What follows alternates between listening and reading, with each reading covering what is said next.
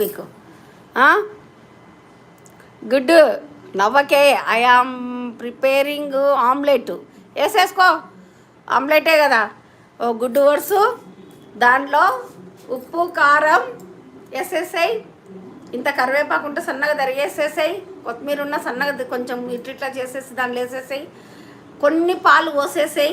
ఇన్ని పాలు పోసేసాయి. పోసి ఉల్లిగడ్డ తర్వాత ఇంకేంటి మిరపకాయలు సన్నగా తరిగి దానిలో వేసేసి టక్క టక్క టక్క టక్క టక్క టక్క టక్క కొడితే కొట్టు లేకుండా లేదు. ఇట్లా కలిపి పెన్న మీద నూనె పోసేసాయి. నూనె మీద ఇది పోసేసాయి. ఇలా అనేసాయి. అదే వెడల్పు అవుతుంది. బాగా మాడగొట్టకు. మామూలుగా మాడగొట్టినాక దించేసాయి.